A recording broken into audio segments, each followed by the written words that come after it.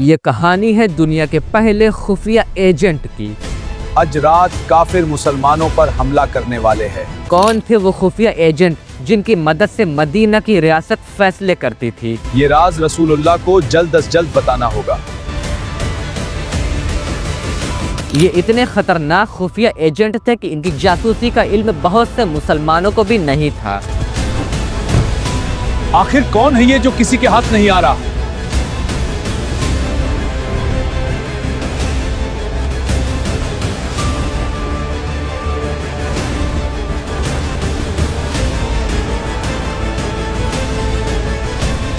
The first spy of the world, حضرت عباس رضی اللہ عنہ۔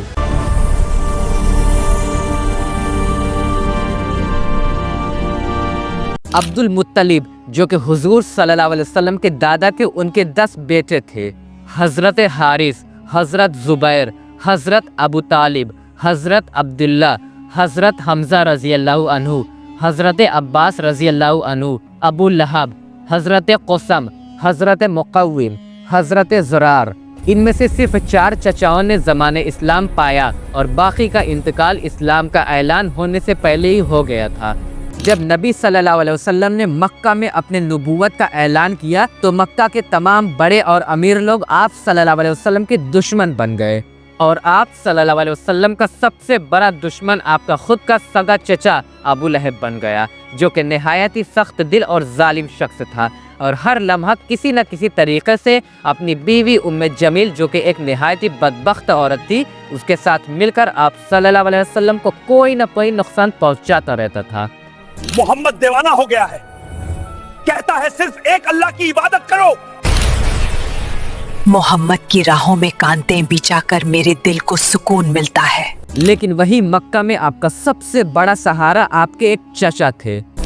میں مرتے دم تک اپنے بھتیجے پر آنچ نہیں آنے دوں گا۔ اور یہ چچا تھے ابو طالب، جو نہایت ہی رحم دل اور رحم کرنے والے انسان تھے، اور ہر مشکل میں رسول اللہ صلی اللہ علیہ وسلم کے ساتھ ایک مضبوط پلر بن کر کھڑے رہے۔ کچھ سال بعد آپ صلی اللہ علیہ وسلم کے ایک اور چچا حضرت حمزہ رضی اللہ عنہ اسلام لے آئے۔ میں گواہی دیتا ہوں کہ اللہ کے سوا کوئی معبود نہیں، اور محمد صلی اللہ علیہ وسلم اللہ کے رسول ہے، جو کہ نہایت ہی بہادر اور طاقتور جنگجو تھے۔ ان کا ذکر ہم تفصیل کے ساتھ صحابہ کرام کی سیریز کے اگلے ایپیسوڈ میں کریں گے۔ خیر، اب صرف ایک ہی چچا باقی تھے، حضرت عباس رضی اللہ عنہ۔ حضرت عباس رضی اللہ عنہ ایک بہت بڑے تاجر اور عقل و خیرت والے انسان تھے، اور وہ چھپ چھپ کر پوشیدہ طور پر خفیہ ایجنٹ کے طور پر رسول اللہ صلی اللہ علیہ وسلم کی مدد کرتے تھے، لیکن لوگوں کے سامنے وہ خاموش رہتے تھے۔ اور پھر کچھ ہی دن بعد آپ صلی اللہ علیہ وسلم کے سب سے بڑے سہارے آپ صلی اللہ علیہ وسلم کے چچا ابو طالب کا انتقال ہو گیا۔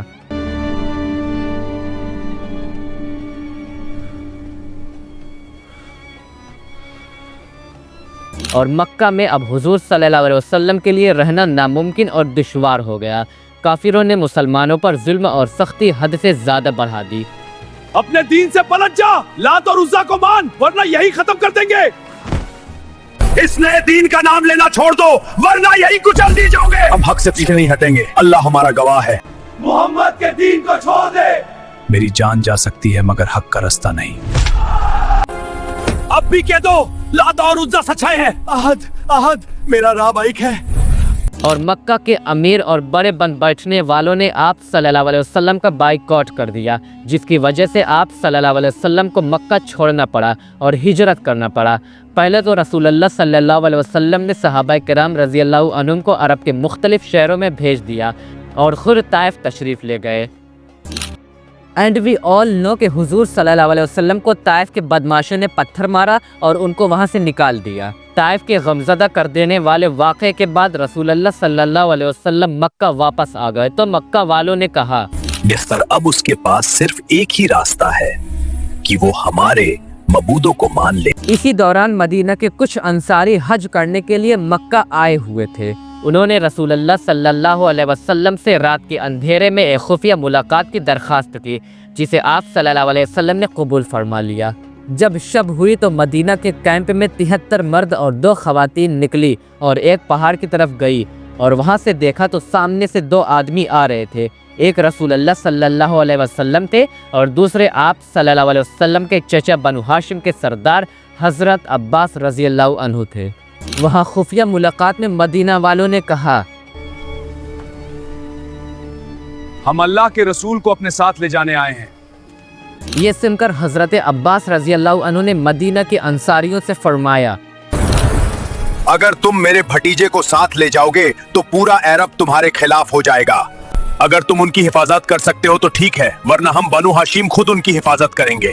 جب حضرت عباس کی یہ بات مدینہ کے انصاریوں نے سنی تو انہوں نے آپ سے فرمایا، ہم ایک بہادر قوم ہے، ہم اپنے خون کے آخری قطرے تک ان کی حفاظت کریں گے۔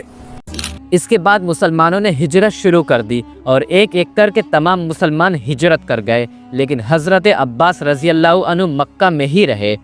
مدینہ پہنچنے کے کچھ عرصے کے بعد جنگ بدر کا وقت آیا۔ جنگ سے پہلے رسول اللہ صلی اللہ علیہ وسلم نے صحابہ کرام رضی اللہ عنہم کو جمع کیا اور فرمایا، جنگ میں بنو ہاشم کے کسی فرد کو قتل نہ کرنا۔ رسول اللہ صلی اللہ علیہ وسلم کی یہ بات کچھ صحابہ کرام کو عجیب لگی، بٹ وہ سب خاموش رہے، کیونکہ انہوں نے سمجھ لیا تھا کہ جب حضور صلی اللہ علیہ وسلم نے ایسا کہا ہے تو اس کے پیچھے ضرور کوئی بات ہوگی۔ جنگ بدر کے دن کافروں کے بڑے بڑے سرداران آئے، لیکن بنو ہاشم کے صرف 3 افراد آئے تھے، جن میں حضرت عباس رضی اللہ عنہ بھی شامل تھے۔ اس کے بعد گھمسان کی جنگ بدر ہوئی، جس میں محض 313 مسلمان 1000 کافروں سے برسر پیکار ہوئے، اور اس جنگ میں بڑے بڑے کافر سرداران مارے گئے، جس سے مکہ کے کافروں کا زور ٹوٹ گیا اور کافر یہ جنگ بری طرح ہار گئے۔ پھر جنگ کے بعد حضرت عباس رضی اللہ عنہ کو قیدی بنا لیا گیا۔ اس وقت آپ صلی اللہ علیہ وسلم نے فرمایا کہ قیدی فدیہ دے کر آزاد ہو سکتے ہیں۔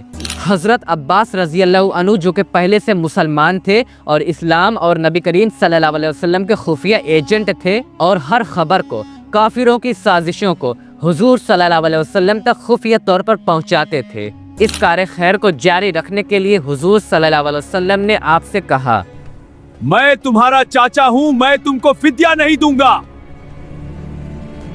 تو حضور صلی اللہ علیہ وسلم نے فرمایا، بے شک آپ میرے چچا ہیں، لیکن رشتہ اپنی جگہ، آپ یہاں پر قیدی ہیں اور آپ کو ہر حال میں آزادی کے لیے فدیہ دینا ہوگا۔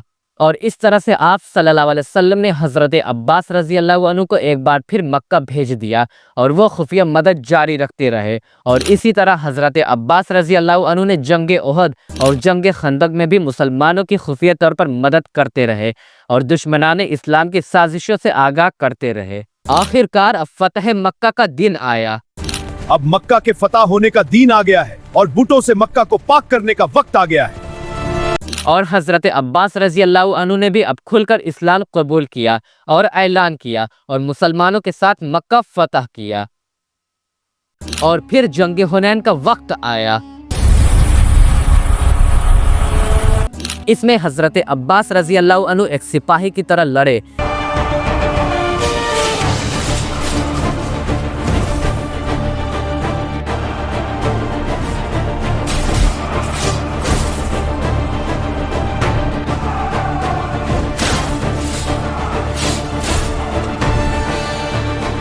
اسی وجہ سے جب مسلمان پیچھے ہٹنے لگے تو حضرت عباس رضی اللہ عنہ کی ایک آواز نے 12,000 مسلمانوں کو واپس میدان میں لا کھڑا کیا۔ ہوا کچھ یوں تھا کہ غزوہ حنین میں مسلمانوں کی تعداد زیادہ تھی۔ آج ہمیں کوئی نہیں ہرا سکتا۔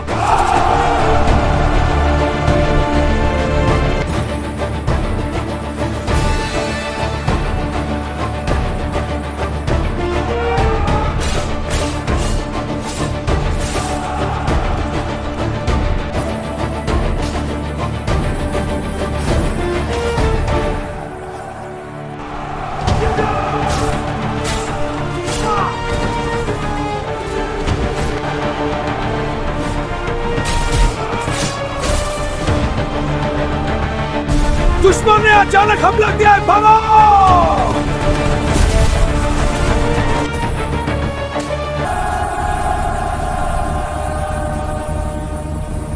اس نازک موقع پر رسول اللہ صلی اللہ علیہ وسلم میدان جنگ میں تنہا اور ثابت قدم کھڑے رہے۔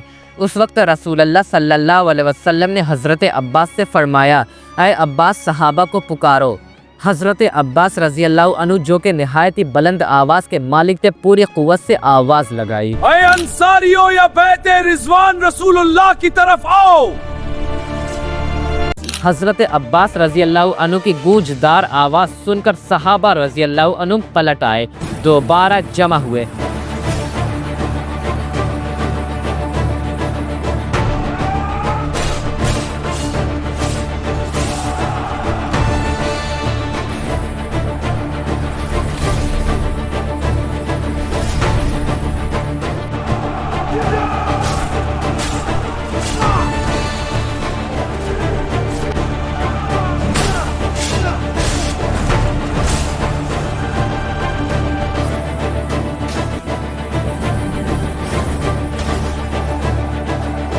اور پھر اللہ کے حکم سے مسلمانوں کو فتح نصیب ہوئی، اور بعد میں حضرت عباس رضی اللہ عنہ مدینہ آئے اور رسول اکرم صلی اللہ علیہ وسلم نے ان کے لیے مسجد نبوی کے قریب گھر بنوایا اور خود پانی کی نالی لگوائی۔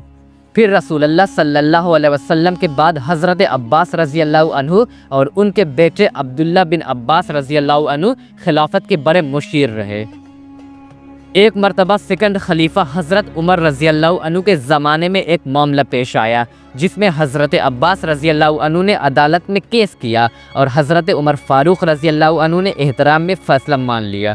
حضرت عباس رضی اللہ عنہ کی وفات حضرت عثمان غنی رضی اللہ عنہ کے دور خلافت میں ہوئی۔ ان کے جنازے میں اتنا ہجوم تھا کہ ساری قبرستان بھر گئی۔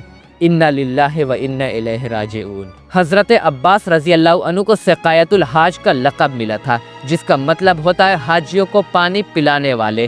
یہ لقب آپ کو اس لیے ملا تھا کیونکہ آپ کو حاجیوں کو پانی پلانے کی ذمہ داری ملی تھی جو کہ مکہ کی سب سے معزز ذمہ داری تھی۔ تو یہ تھے اسلام کے خفیہ ایجنٹ حضرت عباس رضی اللہ عنہ۔